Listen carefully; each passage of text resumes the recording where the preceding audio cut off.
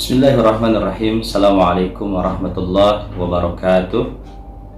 Alhamdulillahilladzi arsala rasulahu bil huda wa dinil haqq liyuzhirahu 'ala dini kullihi wa kafa billahi syahida. Asyhadu an la ilaha illallah wahdahu la syarika lah wa asyhadu anna Muhammadan abduhu wa rasuluhu wa mab'utsur rahmatan lil alamin. Rabbi shrah li sadri wa yassir li amri wahlul 'uqdatam min lisani yafqahu qawli. Saudara-saudara sekalian, kemarin kita sudah membahas tentang kuantum dan juga momentum, bahwa momentum dan kuantum ini sesuatu hal yang sebenarnya bisa kita desain, ya bisa kita ciptakan dan bisa kita rancang, ya tanpa kita harus pasif, tanpa kita harus menunggu saat-saat itu ada gitu ya.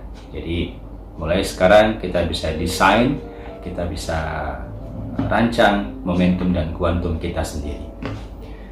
Nah, pada hari ini insya Allah kita akan lanjutkan mengenai kuantum yang kemarin sempat kita singgung, yaitu kuantum rezeki kita. Karena kuantum ini sebenarnya bisa juga kita manfaatkan untuk hal-hal lain yang sifatnya untuk peningkatan kapasitas pribadi kita. Ya, misalnya ada yang disebut dengan quantum learning, yaitu kita melakukan lompatan-lompatan dalam proses pembelajaran kita. Bagaimana caranya supaya kita bisa lebih tahu, lebih mengerti, lebih paham dalam waktu yang cepat misalnya. Itu disebut dengan quantum learning. Atau pengetahuan kita jauh lebih banyak dibandingkan dengan yang seharusnya kita ketahui. Itu quantum learning. Ada quantum leadership misalnya. Kita melakukan proses lompatan-lompatan dalam mengupgrade kapasitas pribadi kita dalam hal kepemimpinan misalnya. Nah, itu ada tahapan-tahapannya. Mudah-mudahan lain waktu kita bisa sampaikan itu, bisa kita bahas tentang quantum learning maupun quantum leadership. Nah, pada hari ini kita coba dulu menyampaikan terkait dengan quantum rezeki kita.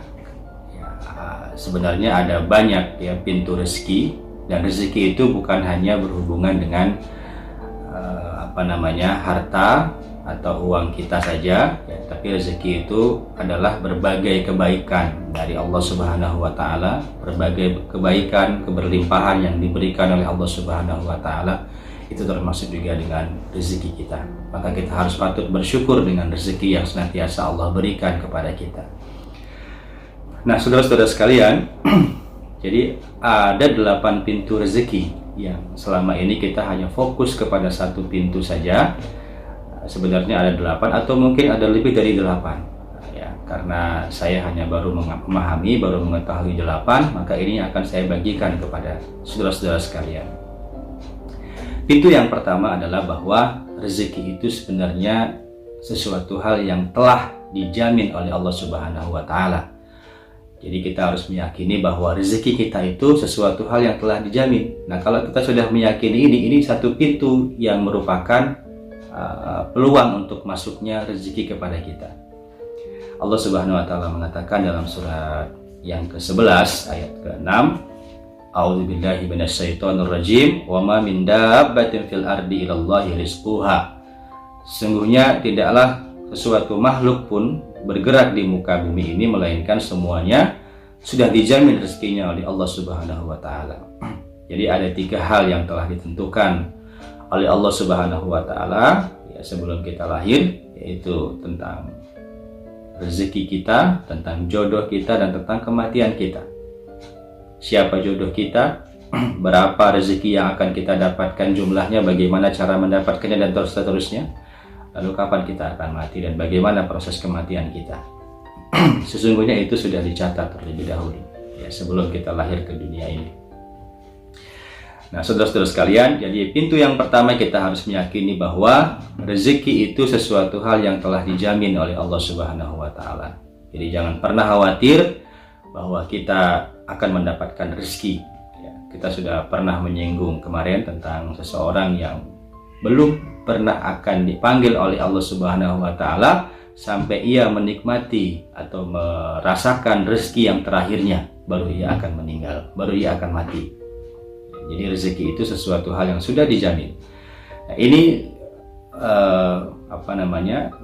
tanpa berusaha pun, tanpa ikhtiar pun ya rezeki ini akan ada karena sudah dijamin oleh Allah Subhanahu wa taala. Kita nggak ngapa-ngapain ya, kita rebahan saja di rumah ya, kita tidak ada ikhtiar, kita tidak ada berusaha ya, ini sesuatu hal yang sudah dijamin. Tapi jangan hanya kita mengandalkan satu pintu ini saja ya, karena kalau kita mengandalkan ini saja kita nggak tahu rezeki kita itu kapan datangnya. Nah, maka ada pintu yang kedua yang ini akan menjadi dan biasanya menjadi perhatian kita, senantiasa kita mengandalkan pintu ini ya. Tapi ini juga jangan dijadikan sebagai satu-satunya pintu ya, karena kita punya pintu-pintu yang lainnya. Ada pintu yang banyak yang bisa kita manfaatkan untuk bisa mendapatkan rezeki kita. Nah, syukur-syukur kita bisa gunakan semua pintu ini sehingga yang disebut dengan kuantum tadi itu, lompatan rezeki kita itu akan kita dapatkan. Tadi pintu yang pertama adalah rezeki yang telah dijamin oleh Allah Subhanahu wa taala, kita yakini ini. Jadi kita tidak boleh suuzon kepada Allah Subhanahu wa taala. Kita berburuk sangka kepada Allah Subhanahu wa taala, kenapa saya dapat rezekinya begini-begini saja?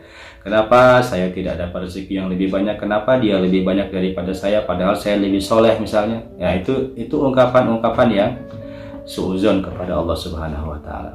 Jadi kita husnuzon bahwa Allah Subhanahu wa taala akan memberikan kepada kita rezeki sesuai dengan apa yang telah digariskan kepada kita. Kita dijamin rezekinya oleh Allah Subhanahu wa taala. Ini pintu yang pertama, soal keyakinan bahwa kita mendapatkan rezeki itu dijamin oleh Allah Subhanahu wa taala. Pintu yang kedua adalah rezeki karena ikhtiar kita, karena usaha kita.